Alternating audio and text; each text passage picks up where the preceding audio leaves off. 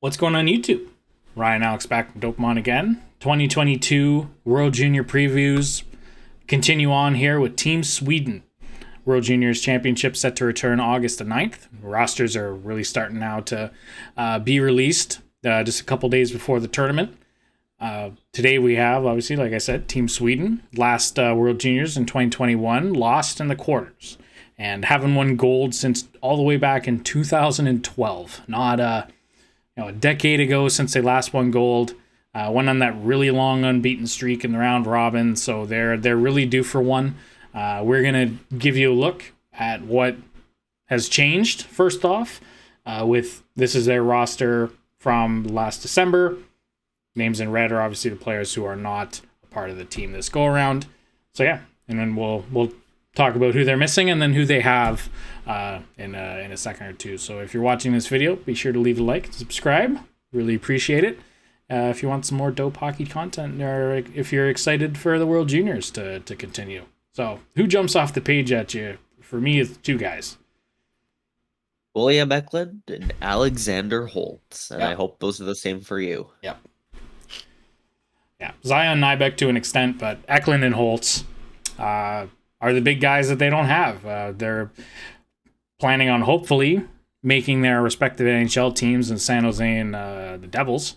So they're not here. They're getting ready for training camps. So yeah, big. And with respect to Nybeck, I believe that what he brings can be more easily replaced. Eklund and Holtz have that top-end elite talent that is so hard to replicate, and in a World Junior scenario, having that star quality on the roster go missing is a huge knock. Yeah, the good thing for Sweden, at least, is a lot of the high-quality teams have this same problem. Canada not having Shane Wright, USA not having Matty Beniers. It's going to be a little bit of a different tournament, and that skill gap, I think, is going to shrink even smaller. So we'll see what happens here. But yeah, other than that, Nybeck, Ekmark, Stenman, Nystrom, Schulholm, and their third goalie, Jesper Wickman, also not here. So do a quick cut. We'll go through our lines as they stand for us in the next little bit here. All right, we're back. We'll start with goalies, or I will start with goalies, and my favorite goalie, possibly of all time. No, I'm just kidding. But very excited to see what he can do in this tournament, and it is clear going forward. We have our starter, Jesper Wallstedt, and as well as Clang and Carl Lindbom, who replaces the third goalie. Jesper Wallstedt will be the starter. He's 6'3". He's a Minnesota Wild prospect, picked in the first round a couple years ago at 20th overall, and he's so good. He's so good. He reminds me a lot of Henrik Lundqvist, just in his ability, potential, his style of game. It's very quiet, very strong, very big. Just has a presence in the crease. And in 22 games in the SHL this past season, he had a .918 save percentage and a .198 goals against average. So he has the stats to back it up. Backing him up will be Clang. He's an Anaheim Ducks prospect. Third round, 77th overall in 2020. 6'2" goalie. So still pretty big. Played in Rogle this year. .915 save percentage in 17 games over there. And Carl Lindbom, who is a Vegas Golden Knight prospect. 7th round, 222 overall, 222nd overall in 2021. 6'1". Played in, I believe, the Djurgarden system. 19 games in J20, .913 save percentage last season. Very good goaltending tandem they got here, but Jesper Wallstedt's going to be the guy, and barring injury, Clang probably over Lindbom, but I think Jesper Wallstedt's going to take this and run.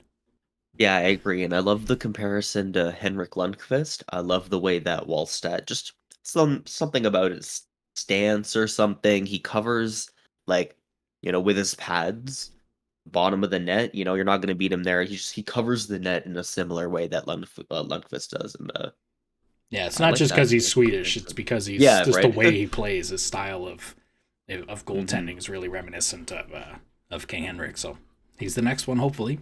Big Swedish goaltender. Like maybe it has something to do with national program training, but probably just not. There's a lot of hockey players. Yeah. And that brings us to our top defensive pairings. The first pair, Simon Edvinsson and Helge Grans. I love these two. I think this is incredible. On the left, Simon Edvinsson, standing in at 6'6", was drafted 6th overall in 2021. Lots of sixes there. He is big. He From an is original strong. 6 team. Yeah, I know, right? That's crazy. I didn't even think about that one. I should have. I kept going. 4 sixes. He is big, he is strong, he is fast, and I know you didn't love him too much going into the 2021 draft, and you saw him more as a defensive guy because he has all the tools, and something lit up under him. He was able to find a little bit of an offensive game. He had 19 points, 44 games in the SHL. He absolutely stepped up from his 1 in 10 in his draft year. He found that that click. He's ever since then, he looks to be like Detroit's next top pair D, maybe to play with Moritz Seider on that left side. So I think he's going to be a big number 1 D for Sweden here. And on the right, Helge Grans. He's also a big guy at 6'3", plays a little bit of a different kind of game. Still, he knows how to use his body, but more of an offensive guy. I think I love him as well. I think he's able to create a lot of defending from the offensive zone. He has a very quick transition game, and I think that it's going to be really effective between the two of them. They're just going to shut down the opposing forwards, and you'll see that for 25 minutes a night. Yeah, and Helge Grans with the North American experience too, playing the Ontario Reign, the LA system, 56 games over here at 24 points. So he's used to the North American style ice for sure. Our second pair, moving on real quick here, we have Leo Loof and Måns Forsfjall. Leo Loof, pardon me, is a St. Louis Blues draft pick, 3rd round, 88th overall in 2020, 6'1", and he actually played in the Finnish league, funny enough, this last season, 48 games over there in the live system, had 10 points. So pretty good. The Pro League in Måns Forsfjall is a left shot D, but we have him on the right side. There's a lack of right hand shots all across the board in hockey. Everyone knows, we all know that. In the SHL had 5 points in 45 games. So not bad, not too bad. And Forsfjall actually undrafted at 20 years old. So an undrafted defenseman for Sweden here on their second pairing. And that brings us to our third pair. I really like this one as well. On the left, we have Emil, Andrae, and on the right, William Wallinder. Emil Andrae, a little bit of a smaller guy, 5'9", but he compensates with that for excellent skating. He has great edge work, and he uses that to be really persistent when defending. He likes to be, especially on the rush, he'll engage physically. He's pretty good at that, and in the offensive zone where he shines, he's able to create a lot of offense. I think down this roster, I think he's a pretty good pick as kind of like a depth D for some offense. Andrae was a 2nd round pick in 2020, going to the Flyers. And on the right side, we have William Wallinder, another Swedish defenseman drafted by Detroit, 2020 in the 2nd round. 6'4", but skates like just incredibly well. You don't expect guys at 6'4", especially younger guys, skates as buttery smooth as William Wallinder does. I personally wasn't too high on him going into the 2020 draft. I love his skating, but I didn't see his transition game quite pan out. And ever since then, he's proven me wrong. He's figured out his game. I think as a third pair with Emil Andrae, they're really going to be able to bounce off of each other and create a lot of offense from their own D zone. So I think this is going to be great. And I'll pass you off to our fourth pairing D. Yeah, our fourth pairing D is kind of the polar opposite of our third pair. We have Anton Olsen and Ludvig Jansson. Both these guys I would consider to be shutdown defensemen. Not in the sense that their size and they're going to hit you, but just they're very good in transition and their defensive game off the charts. We'll start obviously Anton Olsen on the left side, Nashville Predators pick, 72nd overall, 2021. Played in Malmo, SHL, 39 games, had 6 points over there. So not entirely offensive. And Ludvig Jansson, who I had to add last minute to my freaking graphic because I forgot about him. Full disclosure. Florida Panthers pick, 4th round, 125th overall. Plays out in the SHL as well, or the SHL system. Played mostly with the Allsvenskan League this past season. 47 games over there at 5 points. So both these guys, I think, are your defensive replacements. I think they have enough offense in their defense core that they don't need like a rover type player. They more need a guy to shut down the opposing players, specifically in transition, because that's the Swedish generally play a very skilled, very fast-paced game, and not a beat you up style forechecking game. So both these guys, I think, fit into that style of play very well. So, and both are guys that can move up and down the lineup, and fill in as needed. Ludvig Jansson also the only other right shot on this team other than Helge Grans. So that will be huge potentially if they do get into an injury situation. And that brings us to our forward group. We're on the first line. I love this line. It's all about speed, in my opinion. Yeah. Isak Rosen, Oscar Olafsson, and Fabian Lysell. They all bring different types of speed. We're going to start with Rosen, of course, drafted 14th overall in 2021 by the Buffalo Sabres. I think he's a guy who can, any end of the ice, he gets the puck, he's going to move it. East, west, north, south, he's going to take it, and he's just going to make defenders look like fools. It's going to be great. Especially down the wing, I think he's just going to create speed. He's going to move the puck, and like you said, this team is very transition heavy. He's going to be one of those guys that just catches you with their speed. And then down the middle, we have Oscar Olafsson, drafted in the first round, 28th overall in 2021 by the Colorado Avalanche. He's 6'2", another big guy. He's a very fast skater, and he's able to carry the puck very well as well. He using his 6'2" frame to defend the puck. I think that's going to be huge. Another player who can carry the puck is going to be great for Sweden. And on the right wing, Fabian Lysell. He's a very fast skater himself, but he loves to kind of tack the slot, move around a lot, and it's not the same kind of puck carrying speed that you expect from Rosen and Olafsson, but it's a very dangerous type of speed in the offensive zone, and especially in the defensive zone to get the puck, but mostly in the offensive zone, especially because I think that Fabian Lysell is probably the best outright, one of the best shooters on this team. He's going to be great. He's going to launch that puck. Drafted in the first round, 2021, 21st overall by the Boston Bruins. 5'10", a little bit smaller for this line, but his speed is going to compensate for it. It's going to look amazing out there. Expect the puck to just land on its stick and get launched. Second line has a couple guys that were recently picked, and both guys I really, really like. We have Liam Ohgren down the middle, Daniel Lungman, and on the right, Jonathan Lekkerimaki. Liam Ohgren, part of that Djurgarden's line. The only one not here is Liam Ostlund, or Noah Ostlund, sorry. No. Liam Ohgren, Noah Ostlund. He plays in Djurgardens, like I said. He's a draft pick. First round this past draft in 2022, 19th overall from the Minnesota Wild. I love his shot. He's incredible. In J20 National Djurgardens League, he had 30 games. He had 33 goals and 58 points. He's got a shot on him. He's got that little Austin Matthews style curl and drag thing down to a T. It's perfect. Love him as a player. And I'm a big fan too of the centerman here, Daniel Lungman. Dallas Stars prospect, 5th round, 154th overall. He's just a very good centerman. He kind of ties this line together really well. Obviously, we can't have Ostlund here, but we have Lundman in Jonkoping.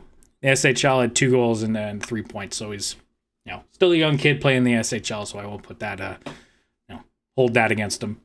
Very good shot.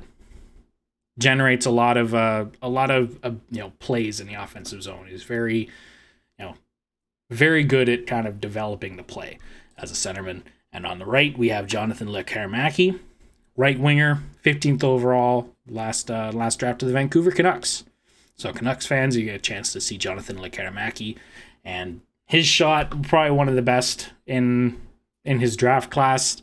Djurgarden's again in 26 games, 20 goals, 35 points. So this line was very, very good, very high skill level.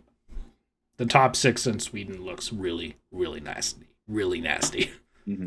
And that brings us to our third line. And just in the way it's designed, this might be my favorite line. On the left, we have Linus Sjödin. Down the middle, Theodor Niederbach. And on the right, Daniel Torgerson. Sjödin is more of a puck handler. Dangler will embarrass defenders and get the puck around him on a team that's transition, very quick puck handling, carrying the puck. He's a guy, he's a little bit pure puck skill kind of guy that I think is a little bit different, but I think that it's going to bring a different kind of dynamic, maybe on the power play even. Theodor Niederbach, he is just one of the smartest centers that you're going to find. Keeps pays attention to the play, not the puck. He's always following the game. He's a step ahead of the opposing forwards. He's going to break up a lot of breakout passes. I think it's going to be great to watch to watch him on the third line, just kind of bring like a shutdown role for the team. He's a second round pick in 2020 for the Detroit Red Wings. A lot of good defensive talent out of Sweden has been picked by Detroit. And on the right wing, we have Daniel Torgerson. He's a second round pick in 2020 by the Jets, 6'3". Bigger guy, really knows how to use his size, especially around the perimeter, to create offensive chances. He's really more of an offensive guy. And the way that what makes me really enjoy this line that we have it kind of reminds me of like putting a line together and like NHL 07 or 09 or something, and you have this dangler on the one wing, a two-way guy down the middle, and then this big half sniper, half power forward style on the other wing, and it's they get that +5 chemistry, whatever something. It's a very classic kind of lineup, and I really like that, especially the way that we have it on the right wings under Ryan there. The shooting talent and Lysell, Lekkerimaki, and Torgerson is just phenomenal. And the way we have it here, that's 3 lines of scoring. You said the top 6 is dangerous. I think the top 9 is just a phenomenal forward core. And to round out that forward core, our fourth line, we have Oscar Magnusson, Ake Stakestad, and Albert Sjöberg. Oscar Magnusson, a left winger, 5'10", 165 pounds, a draft pick of the Washington Capitals, 7th round, 211th overall in 2020. It's a couple years ago.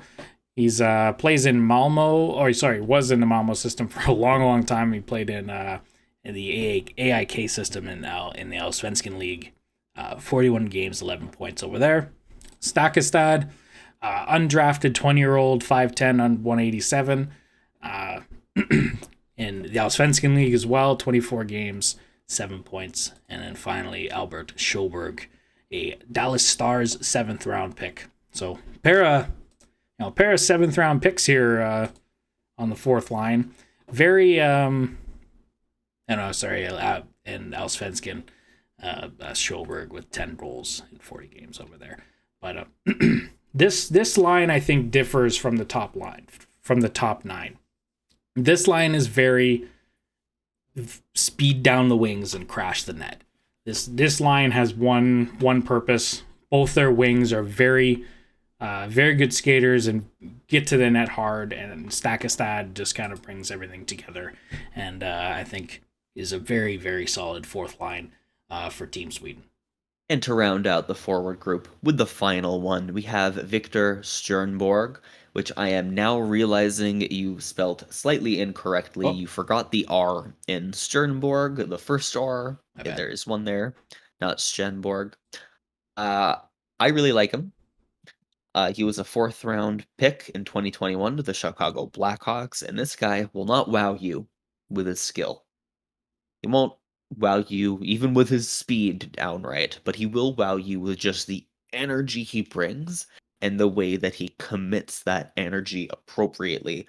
Sometimes you see guys who are just like wild balls bouncing, water bugs, trying to do everything, flying around. He's more of like he's committed energy. It's a focused energy. He's got this motor that won't end. He's a perfect depth guy, because at any moment you need kind of like a spark.